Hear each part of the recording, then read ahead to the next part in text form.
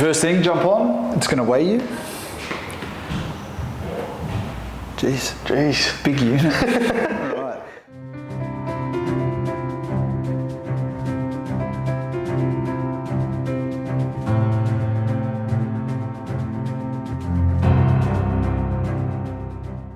Hey everyone, welcome to the Ask podcast. We're joined with Toby today. Toby is the head of performance for the Sydney Kings. And so Toby and I's relationship started about a year ago now, when I first joined the Sydney Kings as a physio intern.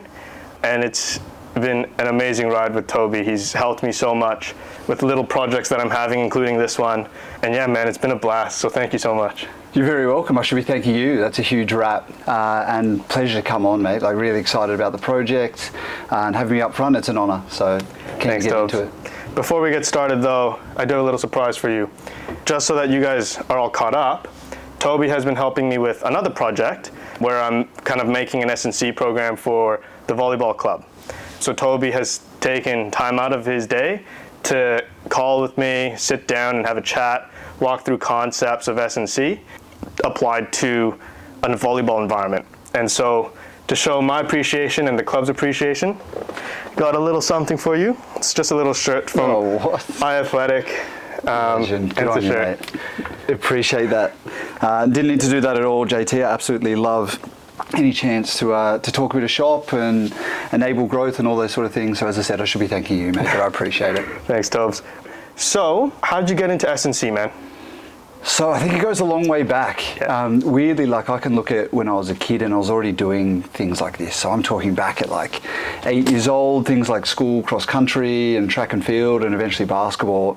I was already looking at ways outside of those sports to actually get better at them. I was looking at diet. A lot of it was completely wrong. Some of the things I was doing in the backyard, like crazy plyometrics and getting a hold of my like dad's weights and doing stuff. Some of the nutrition, like big shakes before like a cross country meet or whatever, was like the complete worst thing to do. But that drive to sort of help other people get better and help myself get better in other ways around the sport itself has been going on since I was very young. And I was just very lucky that eventually through school, the things that I seemed to gravitate towards and do well at were in that area as well. And it definitely wasn't that well planned. I was very lucky in the end. Initially I wanted to do physio and I was doing like a pre-physio degree, which is what you do in Canberra before you go on to do the masters. And some way through that just figured out, you know what, like I like this, but it's not quite for me. It's not quite that end point, that part where you can really tangibly feel like you're making a difference to people's performance and get stuck in with the speed and the other sides of it that I really enjoy. And was lucky enough to take a bit of a risk and move in a different direction and go with exercise physiology. And once again, huge amount of luck. Got caught up with some great people. Tim McGrath was like my first mentor, who's a huge physio in the sports world, who sort of directed me towards S&C and towards sport. And it sort of just rolled on from there. That's awesome. How did you land the head of performance job at Sydney Kings? Yeah, so long road, like it always is, and once again, very lucky. It wasn't always the goal. Like even, people didn't really know of a head of performance when I was first in the industry. There was head S&Cs and things like that, and that's sort of what you head towards. But I was just lucky enough to sort of fall into place with it. I had a good rehab background, a good speed background from what I was doing in Canberra with Tim. At Elite Rehab, my first job in pro sport was very rehab and speed based as well. So sort of ticked off that part of it, of understanding how to work with physios and the doctors and how to bring someone back from an acute injury all the way through to when they're back into performing. So great base there. And then the next job from there was more S&C based. So I went to the Chiefs, still had my hands in with a bit of rehab and those sort of things, but became a lot more strength and conditioning. How does the gym work? How does that relate to what the coaches need? How does the cultural side, which is what the Chiefs in New Zealand Rugby do so well, how does that impact on an environment and how do you get more out of them in that space? Like how do you connect the big picture together to win championships and to grow people? And so from there, and then adding that in with the MBA and looking at what my dad was doing as a management consultant and those sort of things, you put that all together, looking at a sport that I know more about, enjoyed more, which is basketball, was lucky enough to land here. So the short of the story was I was doing a bit of PD, like I like doing. I was living overseas. I was overseas for like 5 or 6 years. So whenever I came back, I tried to catch up with different sports and people and see what they were doing, and sort of stay in the circle of what was happening in Australian sports science, which I feel like is, towards the top of the world. Met up with Matt Hardman, who was an S&C coach for the Kings. He actually invited me in and said, mate, New Zealand rugby, all those sort of things, I'd love to get your thoughts on some issues that we have here and ways that we can do some things better. And had a couple of days with the Kings and with Matt and looked at some things and loved it, loved being back in basketball, understood what was going on, even better than rugby. You're inside, it was it was enjoyable. And so stay connected with Matt. He ended up moving on. He went off to China in the end, at the end of that season, and called me up and said, mate, I really appreciate all the work that you did and that input. They're looking to move this position into another direction now, which is more like a head of performance rather than S&C. I think you'd be great if you want to apply. And so I got in contact with Chris, got in contact with the head coach they just signed, which is Will Weaver. And as a part of that interview process, we basically just planned out pre-season and the season together. I was in New Zealand, he was in America. We were just calling at random times of the day, and huge essay length emails back and forth about how we're going to do this and how we're going to create something that hasn't really been done in basketball before, with this perfect mix of Australian sports science and New Zealand type rugby culture with the basketball knowledge from the USA. It was a really cool project, and just organically throughout that we were sort of knew this was going to be a good partnership and a good place to go, and was lucky enough to get the job and roll in, and now fourth season in. And a championship too. A championship, yeah, and huge sort of payback, I think, for everyone to get that. It was a long road. We were so close our first year. We created something amazing that first year, so much sacrifice, everyone trying to build this program from the ground up, new facility, new CEO, head of performance coach, all this sort of stuff. And we went so close. I don't know if you know the story, we were 3 games into the grand final series, year 1. We were 2-1 down, COVID struck. Half of our players needed to go home, they're from the States, all that sort of stuff. We had players with kids that just weren't going to be able to travel to Perth and put people at risk, and we had to bow out of the grand final series without finishing it. So to have a rough year the next year with COVID, but then come back under Chase and end up actually winning it, mate, was huge. And I couldn't think of a group of people that deserve that more, all the way down to our interns and things look at what you're doing right now for free, and a lot of our other interns and staff are in the same position of sacrificing a lot of their own time and life and other things that they could be doing to help this group of guys perform on the court and win. And so I'm really, really pleased that we got that sort of recognition, and that's something that they can't take away from any of us being involved in. And for you, first year coming in and getting a chance, huge story, and I hope that stays with you for a long time, man. It's a great memory that it will. I hope you appreciate. Head of performance, what does that role entail? Yeah, so it definitely varies depending on the coach, the club, the sport, all those sorts of things. But I think the easiest way to sum it up is it's like a connection point. So it's a connection point between the coaches and all of the performance staff.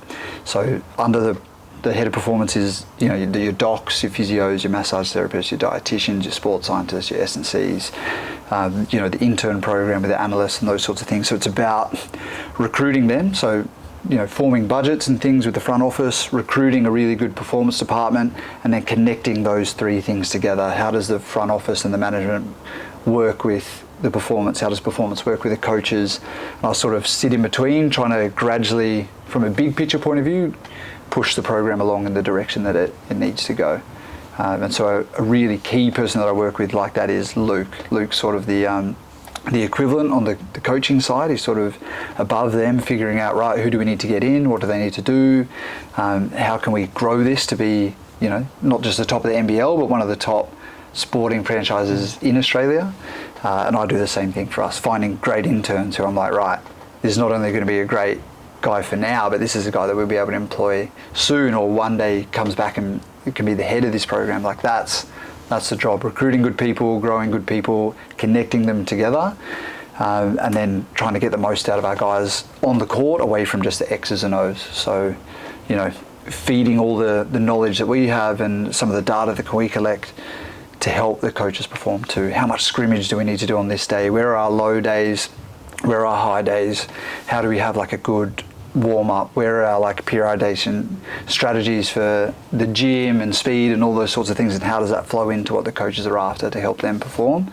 I think it's a long-winded answer, but it's a big job. There's lots of roles, but the idea is to be less hands-on and more pulling the strings and enabling the right people in the right roles to do what needs to be done on a long-term process. Yeah. Plan. What's next for the Kings? What's next for the Kings? I think winning one championship is huge, right? And as I said, you can't take that away from you once you've been a part of a championship year. Massive thing. Not easy to do, but far easier than actually creating a legacy. And when I talk about a legacy, I'm talking about multiple championships. You know, the Kings from the early 2000s that went back to back, 3 times in a row. So that's our challenge now is, we had a bit of momentum and you can get a bit full of yourself and win one thing. How do we make that sustainable? How do we grow even further? How do we stay ahead? What is our edge? For me, that is my main job is, right, we've transformed this thing from a club that wasn't functioning very well into a championship team. How do we turn it into a legacy? How do we turn that into something that people remember in 50 years when they're like, I remember the Kings were just every year grand final series, winning back to back, all that sort of stuff. That's my job, is to try to remove some of the complacency, harness some of the hunger, and look for even more success. How do we make it even bigger? That's where the Kings is headed, and I feel like that's very very consistent amongst all of our departments. Everyone's in there for that same goal. Yeah. However, moving from last season into this season, obviously we lost a few players, but we also got a bunch of new guys as well. Mm-hmm. How do you harness that continuity going from a championship year to trying to repeat? Really difficult, and one of the biggest challenges of the NBL, it's different to the NRL and the AFL, is we have a huge turnover when you talk about the proportion of the team that you might lose, and that's where having a really strong culture, or like environment's probably a better word for it, is the key. So yes, even though the people and the players are a huge part of that and making up an environment, we can also control a lot of that too, like how the environment that someone comes into and sees, and our rituals, our standards, what we hold people accountable about, what we value, that's always going to rub off on people. So yes, we try to get the right people that fit that environment is the first step. There's always going to be turnover. How do we get the new people who have come in to sort of buy into that? Are they suited to that? Is that does it align with their values? And then it's about like an induction process around that, getting over to people when they're in the US already around, hey, this is what we're trying to do, this is what we believe in, this is why, keen for you to be a part of it, and I want your say as well, like what is your input, how can you make this program even better when you do come over here? Or for our young Australians that are coming through, it's the same deal. It's like, get in, how are you going to improve this place rather than just being a passenger that takes you to the next level. So I think it's a skill. I think it's really difficult. I think it's one of the biggest challenges of this league, but that's the way to do it. Is have a strong, consistent culture, aim for continuity with players, aim to get good people in, surround them with a great environment, and then push it from there. Yeah, it's looking good right now. Top of the league. We're looking good. Yeah, we're almost top. We've had a great start, which you'd never change. You always want that, but there's difficulties in every situation. Last year, the best thing that happened to us is that we didn't do that well at the start, and it fueled this fire. We knew we were good, but we weren't quite getting it done on the court. There was no complacency, there was a lot of drive, there was a lot of hunger to get better, and as soon as that clicked, and particularly JA and all those new pieces that you talk about with turnover, once they clicked, we killed it. And we went 12 straight or whatever it was, 13 straight, got into the finals, never looked like losing, didn't lose a game in the finals through. So yes, doing well for now, just different set of challenges now. It's about, hey, we're doing well, how do we get better? Even though things that you might be playing well on the court, that can change so quickly. And there's often a delay. Once things have gone wrong, because your process isn't right, it takes a little while to get that back and to have that effect. So for us, it's about going back to the process rather than the result. What can we do better? What's going well? Not just, hey, look at the leaderboard. Because basketball, a lot of the time, is about who hits shots. And so if you think you play well just because you hit a bunch of shots, even though your process was off, you're probably looking down the wrong direction. For us, it's about stick to the process. How do we get better? Avoiding complacency at all costs, which is very easy to do for anyone in any sport when you're doing so well. Yeah. All right, switching gears a little bit here. As head of performance, when you're looking to hire physios, what are characteristics or traits that you're looking for? Very good question. And I guess I've been biased by the physios that I've sort of been mentored by, like I mentioned Tim before and Hamish McCauley at Elite Rehab. So I've sort of seen the end model of what I think makes a really, really good sports physio, which I think is probably different to just a pure clinical physio or a hospital physio. The number one thing, and this isn't unique just to the physio side, this is the S&C side as well. The question I always ask people first up is, why do you want to do this? Like, you're not going to get paid that well, you're going to spend a lot of your time. What is your motivation for wanting to be a physio in general, or an S&C, whoever I'm asking the question? And the biggest green flag for me, which is an answer that you had, is helping people. I want to see people get better. I want to help people. If you don't have that side of it, you're going to burn out quick. If you're doing it because you like being attached to a sports team or you didn't quite succeed yourself, there are all other good reasons that might give people drive. But if you don't have that like intrinsic motivation to just want someone to get better because you enjoy helping other people, it's probably going to spit you out pretty fast in sport. Because as I said, there's a lot of downsides to it too. You need some sort of deeper motivation there, and that's the number one thing they'll look for first. The second thing is, I think, is the ability to connect, like a bit of emotional intelligence, understanding how to connect to different people, particularly basketball players. They're all different ends of different spectrums, lots of different personalities. Being able to actually like connect with people, for them to understand that you're there to help them, to make them want to get better, is a huge part too. Obviously you need your base knowledge though. So you can be a great person and you can want to help people, but unless you've got a really good base knowledge of physio or a drive to actually understand the body and you know, diagnostics, all those sort of things that are important for you guys, then you're not going to make it. So I think a balance of those things is really important. And I'm big on energy too. So I think you can get away in a clinical setting with being a little bit more like introverted or a little bit more standing back. But for the pro sports setting, you want to see people who are keen to connect and out there. They've got good energy that rubs off of people. Dave's a great example. Great energy where people trust him. You know, he's very professional. They know that what he's saying is right. But he's also got some great energy behind him that makes people want to get through their rehab and work hard and those sorts of things too. And so that's perfect world. Not everyone is there, particularly when you're hiring interns and things that you're trying to develop over time.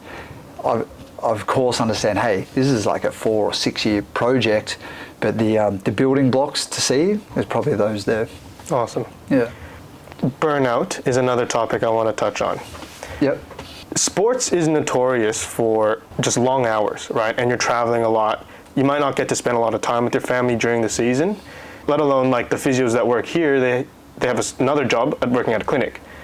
So I'm assuming they would work way more than your average 40 hours a week. It's easy to burn out if you look at the numbers like that. Mm-hmm. What is your experience with burnout, and what's your advice for upcoming physios regarding how to like navigate that?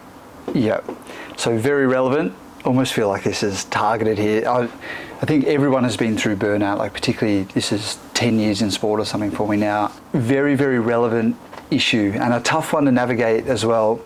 I think knowing myself and sort of what I've been through with that, growing you guys, and some of my like feedback to you guys and advice has been a huge amount is around burnout, because all the things that I mentioned before around wanting a physio who can connect and who's driven to understand, you know, like have a good foundation of knowledge and all that sort of stuff, they're often personalities who are super driven and will end up sacrificing other things to want to, you know, be the best intern or to get the next job or, you know, just to help a team win, which is great. And it works for a little while, and it worked for me for a couple of years, and I did well, and I definitely got to where I was faster maybe than I should have or than other people would. But you've got to make it sustainable. And so my message now, and it's super relevant this week, working with one of our interns who has that personality too, like similar to me, very like driven, would probably work 80 hours if we asked them to, would miss all these other things, you know, would come into the Kings even though they had an exam that day.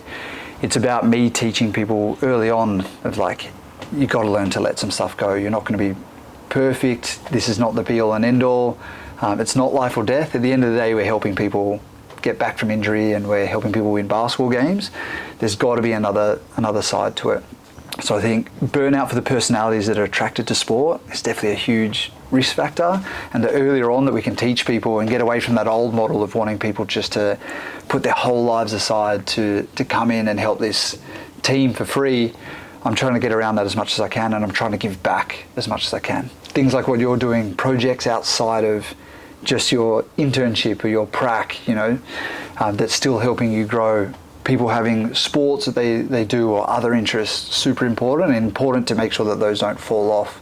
Connection with family, friends, all of that stuff I'm trying to push as much as I can, particularly with like Johnny, huge role for him, manager and S&C.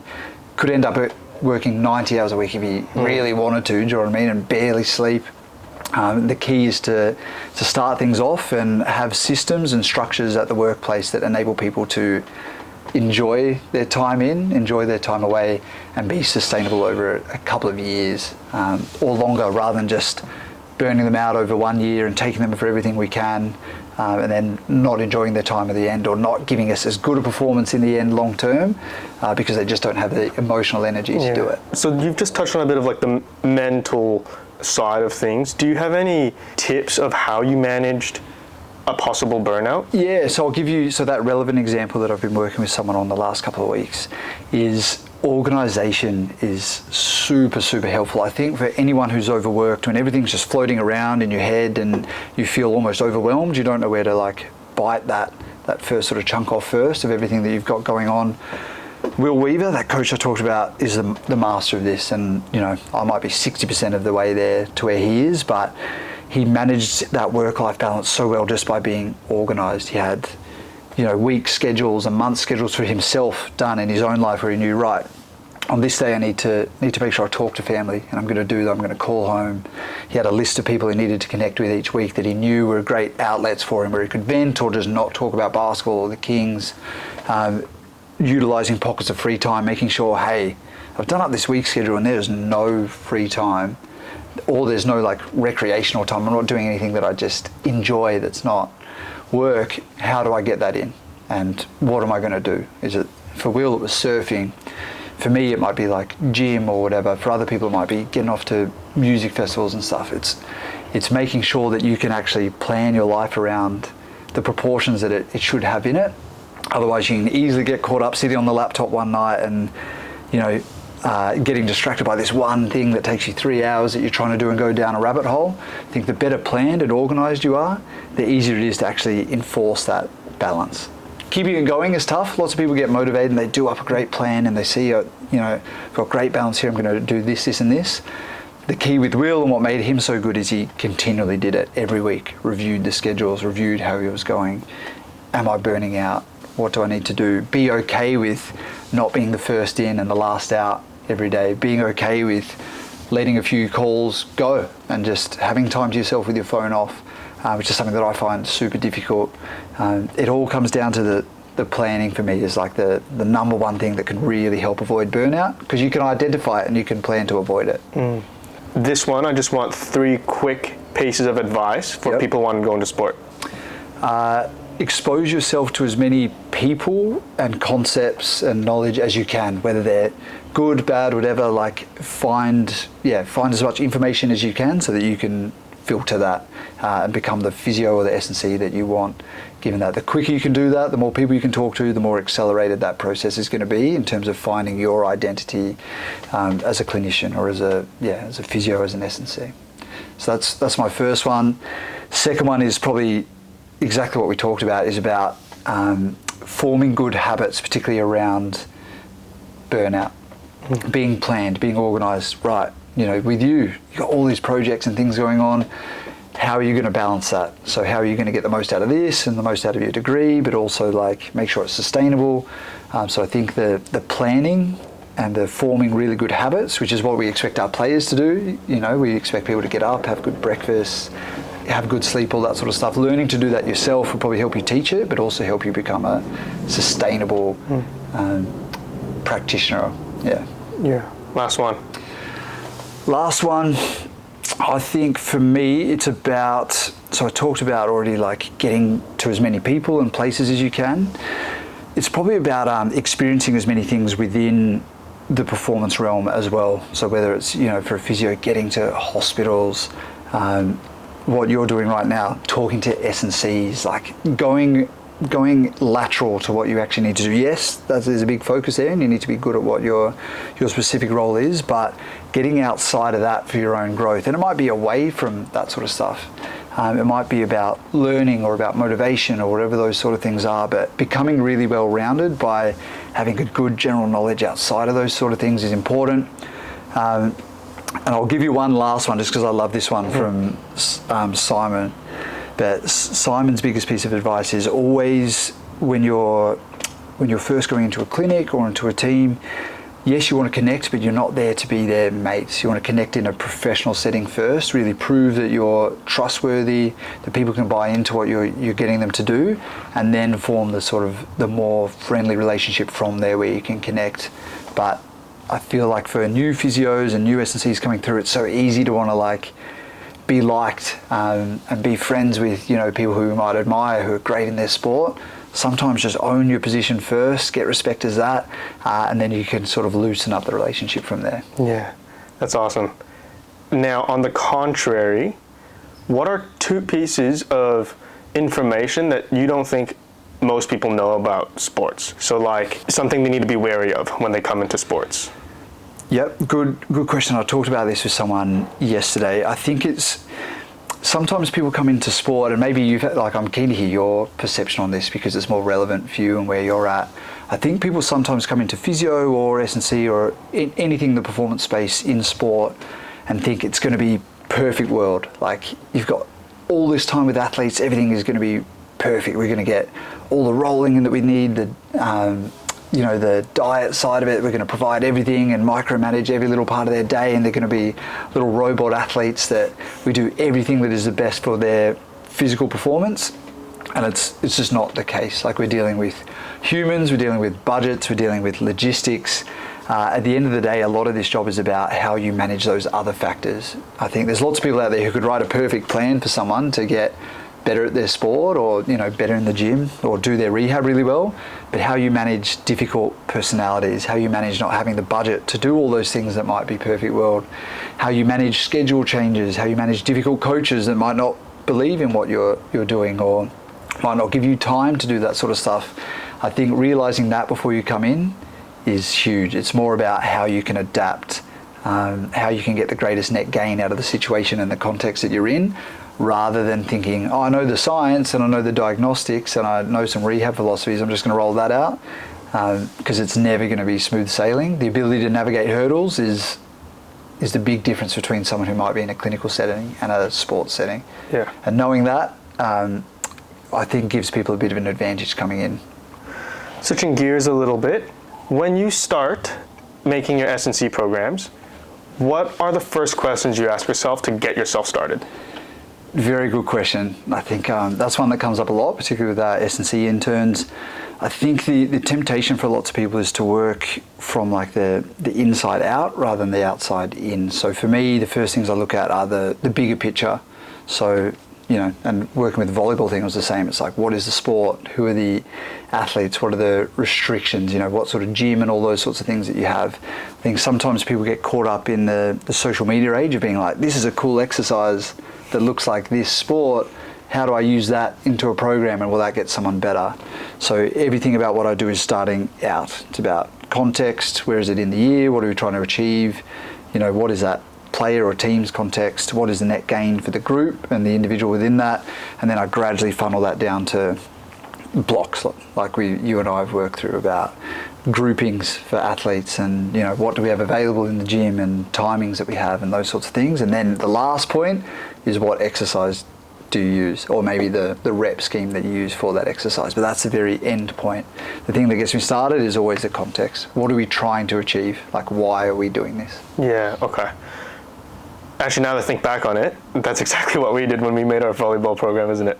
You were asking me questions of like the players, the gym facility that I have, what does the season look like? Because obviously with the Kings, the season is, sometimes you can play 2 games per week, and they're not always on the same day of the week, versus for volleyball, it's every Sunday, right? So there's a bit of a schedule that we can follow. Exactly, and I think you were really good at picking that stuff up, and also picking up the demands of the sport. Like, it'd be really easy to be like, I've seen this cool stuff at the Kings, I've seen how a general gym program can work, I'm going to roll that out, but it's what do they need? How are you going to make them a better volleyball player? Like, the why. Always coming back to that. I feel like you did a really good job with that, mate. Thanks, Topes. Talking about the volleyball program, right? We blocked them out into different phases. I'm not going to say too much about it because I'm not the expert here. But could you just run through how many phases are there? What are the phases? What are the goals of the phases? Why do we have phases? Yeah, so once again, great question. You could probably answer that over like an hour, depending on how deep you wanted to go into it.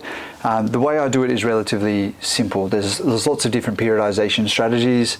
In the past, for Olympic sports and things, there was like block periodisation, which is like you're working on cardio. You're building a aerobic capacity base, and then you might go into muscular endurance and you build a base in the gym, ready to go. Then you might go into strength, and then you're into power, and then you're into speed, and you could really work really specifically with athletes on that sort of stuff. The beauty of it is the new stimulus and having a good base. So having a good aerobic base really flowed into the muscular endurance. You're getting a new stimulus each time, so it's a big shock to the body where you're able to improve quite rapidly and do those sorts of things. So there's an advantage to it. It doesn't work as well with team sport. Because team sport, you need to be good at lots of things and all of the time. We don't have 3 or 4 years to prepare for an Olympics or a competition. You've got an off season sometimes of like 2 months, and then you've got a pre-season. So we need to have these guys fit, fast, powerful, all of that all the time. So we need to be working on lots of things all the time and keep them at a good level, which is more like conjugate training, is training things up, but also training lots of things in unison. And so my philosophy is sort of joining the two, is that we block our conjugate training. So we're working on everything all the time. I'm still working on fitness with the guys, particularly guys that's aerobic capacity needs to be better. We're still hitting strength, we're still hitting power, we're still doing speed, accelerations, all those little things, but we block the focus. So the proportion of work done on endurance or done on strength, like particularly high level strength, or done on power or more ballistic movements, whatever, the proportions change. They're always there. There's fingerprints of them in every block that we use, but the amount of time dedicated or amount of volume or training budget dedicated towards those physical attributes changes depending on the block. So an example would be, I've got 3 main blocks that we use at the Kings just to keep it simple. It seems to work for us, which is accumulation is the first one, which is about taking someone who's got like a low training base, or not great, like chronic load, whether that's court or gym based, and trying to build that capacity back up. So there's a focus on fitness, there's a focus on increasing volume gradually, all those sorts of things. So the focus there is probably, there's a little bit more conditioning work, there's a little bit more muscular endurance work going on, there's less like high level strength work, there's less power work going on. There's still elements of it. We might have 1 Olympic lift there for the week, rather than in a power block I might have 2 or 3, and there might be 1 med ball movement, whereas in a power block there might be 4 over the week that we do. So it's about changing things up enough that you're getting new stimulus and you're adapting, and the body's continually having to change to the demands that you're putting on it, but we're still making sure that we're not losing other things. We're not just letting our guys get weak by not touching strength for a whole block. Always got to keep those things ticking along in the background, and hopefully they can at least maintain those attributes, and the 1 or 2 that we're working on, hopefully they spike, and then we try to hold that there while the others come back up. So that's a complicated way, but hopefully in essence and in reality it becomes quite a simple concept to the players. They get, right, in this block I'm learning how to do more, and I'm getting my body ready to do more. In this block I'm getting ready to lift heavy and move heavy weights, that sort of stuff. And in this block I'm starting to realise all that work that I've done, and run faster, jump higher, feel fresher, all those sorts of things. So accumulation block, intensification block, and then for me realisation block, which is language that I've stolen from other people and concepts that over time I've seen used and sort of come up with my own way of rolling that out. And so once you've gone through accumulation, intensification, realisation, what happens after? Does it just repeat? It depends. So this year, for example, it doesn't always follow that trend. We skipped an accumulator. I did that as a part of the off-season program, as I gave them a incremental program over 4 weeks. They got their volume up. Some of them did that on the grass, the court, and in the gym. Then we went straight to 2 back-to-back intensification blocks, where one was just a little bit higher volume and not quite as heavy load. And then we flowed right into the next one, which went all the way down to 1 and 2 rep maxes by the end. And then we did our realisation block off the back of it. Generally off that, you need some sort of accumulator, and there's different ways of doing that. Our one was quite recent. We'd had a great realisation block, the guys, vertical jumps, counter movement jumps, all those sort of things, flying, feeling really fresh on the court, lots of good results, as you've seen. But their training base is, it hit the floor almost, because that's what happens. You don't train as much, and then your capacity hits the floor a little bit. So to get out of that, instead of going straight to like another intensification block or something that would probably drive them right into the ground, they wouldn't be able to handle it because they don't have that base there. We went back to an accumulation block, and we went, right, this week we're doing this lift. It's going to be 80 to 85%, 3x3, right? Next week, 4x4. Week after that, might be 4x5, and suddenly you got them back to a good training base without ever actually like absolutely pushing them off a cliff to the point where they were going to be so sore and tired that they couldn't train or play as well. So it was a nice gradual way of sort of getting them back to having a good gym base and a base to be able to then do a good strength hit off the back of. Yeah. So how long are each block? Once again, it depends, and this is where basketball, like you said, is a nightmare, but also like the beauty of it and the reason I love working in it. I will pick those and the length of the block based on how the season looks. So this season's been great. Like a great example of how to like periodize basketball, or a way of doing it, is the start of the season we had lots of games, 2 a week, travel every single week, all those sorts of things. And that just happened to work out in about a 4-week sort of period. My optimal, if you had your choice, would be 4 or 5 weeks. And then after that, we had this period where we had a FIBA window where we didn't have a game for 2 weeks. And then we had home games back to back with 7-day turnarounds, which just organically made this perfect little block to actually like work quite hard in the gym and get some higher load going and get a little bit more volume going as well, which is about, that one ended up being 4 weeks.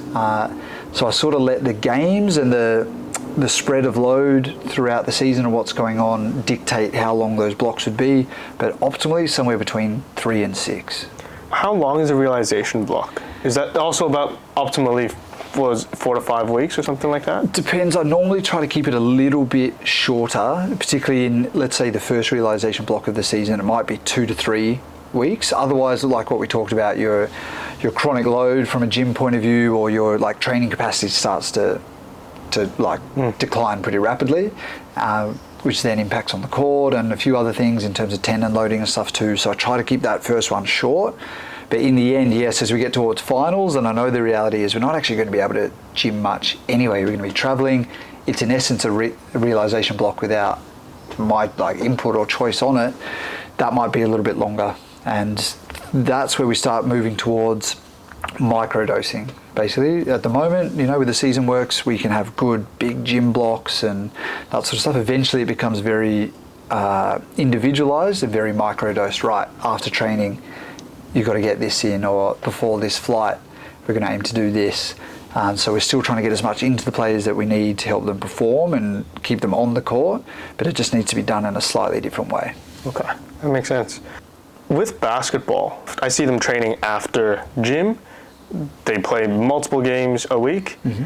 How do you manage load throughout your program? Because they get a lot of plyometric exposure. They get a lot of speed exposure as well just by playing basketball. So how do you mesh that in with your strength program? And this comes back to what we were talking about you could write a great program, but if you're not good at being able to adapt to things, particularly like in team sport and basketball, multiple games, lots of different 7-footers versus guys who are 5'10", all that sort of stuff, then you're probably not going to be a great S&C in reality. So the way we manage it is similar to the way we talked about managing burnout. It's about having a plan. So identifying where those areas are. Where in the year are we going to be overloaded? Or what weeks is this going to be difficult? Where in the year are good times where the players will likely be fresh and we're able to push things a little bit more and get a little bit more gym in. Where do we need to taper? Is that close to finals where you might be playing 3 games in 4 days? Those sorts of things. So I think the plan is the most important part. The execution of it is then important too, and being able to deviate from that plan where needed. Right, the players are actually more cooked than we thought, and we were planning to this. How do we adapt and do something else? So strategies to pick that up like we do. You guys run your screening and wellness every day. We look at how guys are sleeping, their readiness to train, how a few functional measures are looking, a few clinical measures are looking, so that we can track over time and see, is that plan correct, and are we identifying the right areas where we needed to react in certain ways, or do we now need to pivot and change that up a little bit based on the reality of what's actually happening? Yeah. One thing we've touched on while making the volleyball program are PAPs, right? So what exactly is a PAP? Yeah. Another one I could rant on for a long time about. I think particularly for you and me, like we love this side of it. Like I come from a jumping sports. I've always loved, things that are increasing vertical jump. And I love that old Soviet work that they used to do and all that sort of stuff. So perhaps the whole idea behind them is a training tool to help people translate the work that they do in the gym into their actual performance. And for basketball, obviously vertical jump is a really important thing, or acceleration, super important. Volleyball, even more so, like vertical jump is king for a lot of those positions. So the idea behind it is for me, it's about translating the work that you do with heavy loads and those sorts of things into the actual sport that you need to do and keeping things fast. The advantage of it, people have different schools of thought on it, is that by doing them, often you can actually get a better performance out of someone by tricking the body into lifting something really heavy with good intent, and then taking that load off and trying to do an unweighted jump or something that's a little bit more ballistic. You feel awesome, and often you can actually perform better. It's the same effect as a drop jump, where you fall from different heights and you can actually use that extra force and elasticity to be able to jump even higher. And the idea is that hopefully through doing that, you can then permanently increase your vertical jump or your acceleration, whatever way that you're using it in. It's a training tool to try to get you to jump or run higher, and utilize that base strength work that you're doing even better as well, so that it translates better to your sport. So what exactly does it stand for? So post-activation-potentiation. And so the potentiation word is probably the most important. It's got that primer sort of feel to it. That's what you're doing. You're potentiating your body so you can get even more out of it. You're tricking it, or you're priming it, so that instead of me just walking over to a box and trying to jump onto it, you trick your body by getting some heavy weight, some fast intent under that weight, and then go into your jump and your body feels so light, you can trick it into potentiating even more potential out of what you have to work with. Right. So if we apply that to the phasing, is that more used kind of towards the realization block rather than, say, an accumulation block? Good question. So I definitely utilize them throughout. I might not have as much of that in the early phases, particularly off season and things where we're reducing plyos. Your point about not needing as many plyos in a sport like volleyball or basketball is 100% true. Like I do those things for landing mechanics and to give them an opportunity where they can absolutely go all out without the skill element interfering with that. But in general, we don't need too much volume, and particularly in those phases, I try to steer away from that a little bit, so they'll just be concentrating on their key lifts and getting strong and getting their capacity up. There's a little bit more of that work in the realization block, yes, because there's more plyos, and generally I'm pairing the plyos up with a strength movement and making it a bit of a PAP. So I'd say there's probably 3 times as amount of different PAP supersets in our realization block as there would be in like an accumulation. and then the intensification would sit somewhere in the middle, but always utilising them in some way, because I'm not training people to be able to squat heavy, I'm training people to be able to jump higher and those sorts of things. I always want to translate that as much as I can, or just shift the focus like we talked about with conjugate training versus block training as much into the power block as I can. Yeah. With the PAPs, you've touched on what they're good for. When are they kind of contraindicated? So when would you not use them? Good question. So I think it depends about training budget and focus, right? Like we talked about off season, or guys that are just, they're overloaded with the amount of plyos and things that they're doing in their sport already. So there's definitely certain injuries, which is probably more the plyo part than the PAP part, but I don't feel like you always need to pair up an aggressive plyometric with something if they don't need that. And if it's not going to help where they're at. I guess you could argue it could be a slight distraction as well. If you're in a good intensification block and you just want someone really concentrating on squatting heavier and doing those things, then walking away and doing a jump and all those sorts of things maybe like interferes with that a little bit. Sometimes it's good just to have a focus of what you're doing and concentrate on that. But generally for me it's a big building block of what we do, and there's not too many situations where I wouldn't use it. Even upper body wise, like I love pairing a bench or a row up with something explosive where they're using that potentiation to actually move something fast and a little bit more familiar or specific to what they actually need to do on the field or on the court. Yeah, okay. Switching gears a little bit, force plates is something that I've seen a lot of in this setting, right, the sport environment, but I don't see it honestly at all at any other physio clinic that I've been a part of. Yep. Could you kind of touch on why we use force plates? What is it good for? How do we track data throughout the season? I think force plates are gold, and I think anywhere that's got enough money and enough people to use it well would do it. Like the reason you won't see it in that many places, they're just expensive. So they're becoming cheaper and they're becoming more accessible, and there's some great companies out there that do leases and things like that. But I think if you've got the people to use it and you've got the money, there's not too many physio clinics or sports teams and clubs that wouldn't use one. Like it's definitely gold, and I definitely get a lot out of it. This is our first year using them at the Kings. We've used them at the Chiefs and at the Falcons previously. So our main goal whenever we introduce some sort of new tech or some sort of new concept or part of our program is getting an idea of how it fits in. So collecting lots of data, looking at that. So really broad data, looking at trends, marrying that up against our wellness, marrying that up against our loads, our injury rates, our performance, all those sorts of things to make sure there's a context to it. Like, why are we collecting this? What are the trends that we're seeing? How can we then use that? I'd hate to go in and go, right, well, I know the Chiefs did this, so this is how we're going to use that. But the main concepts behind why we've got it and what we want to use that data for from what we've seen so far is performance tracking. So I want to see that over time, if I've got 3 years with an athlete that isn't that explosive and needs to be to help their part of their game, I want to see their counter move and jump going up.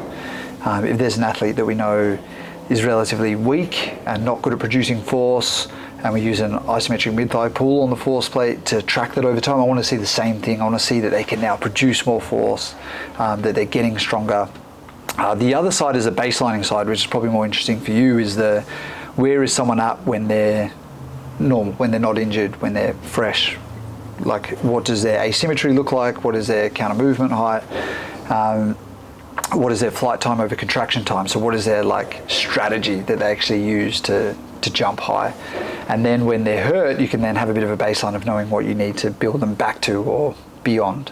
And you can compare that. You can go, right, let's say Angus Glover's normal asymmetry is this, and you have them in basketball. It's a sport where you're constantly jumping off one leg. There's going to be some asymmetries. A part of our job is trying to negate that as much as we can. And you might go, right, before generally their average on a counter movement was biased to the left by 20%. And now coming back to rehab, it's like 35, like he's completely biasing off that side, or it's now 0 because of the side that they injured. And so that way you can actually identify where someone is in their rehab, how they're going, what they still need to do, are they safe to return? So I love that part of it as well. Performance tracking, making sure people are improving, but also baselining. How do we do a safe rehab? How do we track rehab? How do we get the most out of a player before they get back in terms of making sure they're going to be able to perform? Now, how often do you track with the force plate? Because you're not going to use it every session. Well, that's what we're trying to do. So first year, once again, I want to get as much data as I can. I want to see where it's the most useful, where the like downfalls in it are. So we're almost using it every day now, but initially we used it every day. We did a counter move and jump, particularly to look at what does first day back in after a game look like? What does first day back in after a day off look like, or 2 days off? We still jump right before the game as well. So when the guys they come in for a basketball game, they shoot around in the morning, they come back later, they do physio, then they go to mobility, then they do some activation, they do a bit of shooting on court, and then we jump. And at that point, that's where I want to see them at their absolute peak for the week. When they're the most fresh, when they're the most powerful, is right before we play. So we're tracking every day to compare how do the days look, how much of a drop-off is there when they're saying they're tired or when they're not performing well, all those sorts of things. So I want to get all the information I can, and then over time we've figured out little points where we're like, we understand that trend, I don't think that's going to change too much, and then we're able to maybe take it away from that day. Any interesting trends you've seen so far? So luckily, and I'm glad it's worked out this way, otherwise we would have had to have looked at our week structure, the games is always their highest jumps, which has been great. The first day back in, even let's say they have a day off after a game, and that first day back in is always the lowest. So it shows you, even though basketball is considered, it's not technically contact, and guys can often play, 2 games in 2 or 3 days and those sorts of things. It shows you the Australian version of it actually takes a fair bit out of you, whether that's, just neurally, but from a musculoskeletal point of view and just fatigue in general, we're definitely seeing that trend that it takes more out of people than they probably realise, which is a good like objective measure for us to show people, hey, you need to be recovering between these games. You might feel like you're playing a ride, and basketball might have that cultural history of being able to just back up because it's not as hard. And the NBA, where they save themselves a little bit because they've got 82 games to get through. For us, it was a good point of call to go, hey, we're not recovering that well. And also for Chase, that first day back in, that you might not be able to get out of them what you want. What's a better way that we can use that day to freshen up but still get the parts of basketball that we need? And we've done that. Like our first day back in now looks very different to how it may have before if you just assume that they were coming in okay. That objective measure has really enabled us to go, well, they're not. They're not quite as primed and ready for that. Yeah. You've used a term whilst we've been talking about this, the counter movement jump. Is that different to say a box jump or a depth jump? What are these different terminologies? How do you navigate them? So counter movement jump, the reason why a lot of teams use them to track, particularly over time and to track fatigue, is it's a little bit more standardized. You're not using your arms. And for a lot of the time, the work that we're doing are trying to get lower body power out of people. Once you start having an arm swing and doing all these things, the jump can vary a fair bit, and it probably, there's a bit of interference from other factors going on. So we try to make it as standardized as possible, same time of the day, same sort of warm up before it, and same type of jump. And so counter movement jump is a jump where you're standing on the ground or on a force plate. In this case, you've got your hands on your hips and you dip down without letting there be a gap, so you can't jump into it, and then you jump as high as you can out of that. Whereas a drop jump is where you're jumping from a height, so you get that extra that force of gravity that gives you a bit more speed to then use your elastic energy to jump higher. Whereas a box jump, super useful for volleyball and basketball, where sometimes we want to do a bit of power work, but we don't want the constant landing, because landings is a big thing in basketball. The biggest injuries are ankles. The more times you come down from landings and things, the more chance there is of things happening. So a box jump takes the landing part out, but still enables the concentric power part of it to be worked on at the same time. And so that's the difference between those three. Okay. Is the counter movement jump a training modality, or is it more of a testing modality, would you say? I think it's both, which is why it works really well. Is yes, we like guys working on their jump, particularly for guys who have a really heavy arm swing strategy and we're trying to get a bit more lower body power out of, so that when they combine those two back, they can jump higher.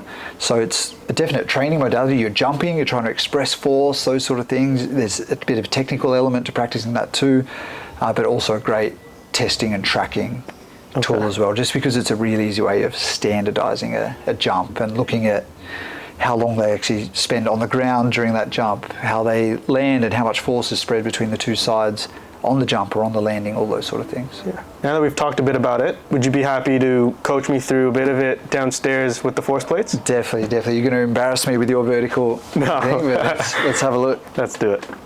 All right, guys, so we're here down in the gym with Tobes. We're about to go through the counter movement jump.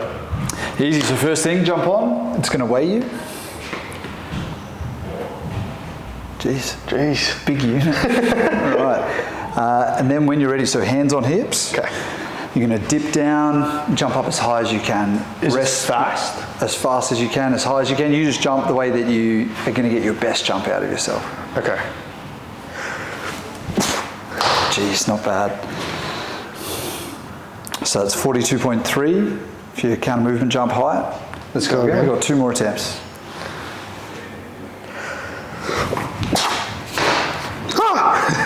Does that count? Easy, it should count it. That's 46.2, jeez. Right, actually jump this time, let's see it.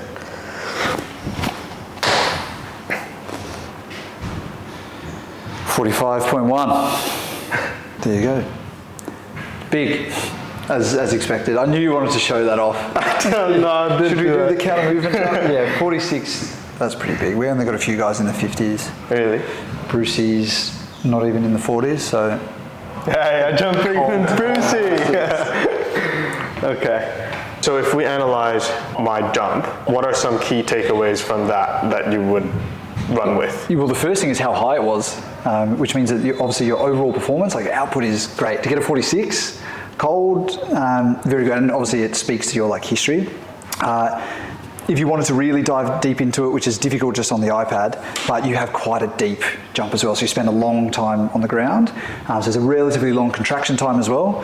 One of the other measures that we can use, but we're not doing live right now, is contraction time over flight time. So how quickly, how much time you actually spend producing the force versus how much time you're actually in the air and how high you're jumping, and you compare the two against each other. Okay. For you, you'll be somewhere up in the 0.8, which is great. What would you do with that data? Depends. We'd have to look at you over time and see what your normal jump is, and then play around with different variables that we think are going to affect you. Because you're using a lot of depth, we might do a few things where we actually try to speed you up and do more reactive work, reactive plyos, drop jumps, hurdle jumps, all those sorts of things to get you at smaller joint angles and producing things a little bit quicker. And then at the same time, making sure that you can still get that same jump height overall. Okay. And asymmetries, is that reflected on here at all?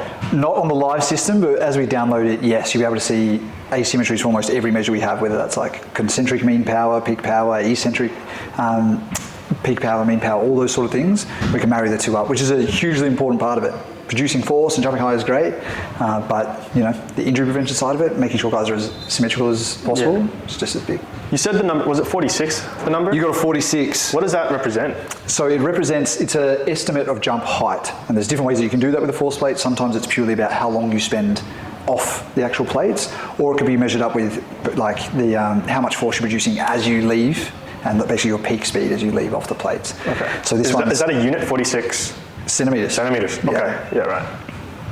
Doesn't sound that high, but in this context, a true counter movement jump, 46 is pretty high. Do you have normative values for counter movement jump? Well, we're gradually getting more. Difficult in basketball because a lot of that's hidden by clubs. But for us, our average player is probably around the 45, around where you were. Highest players are more like 55, lowest right on the edge of 40. Okay.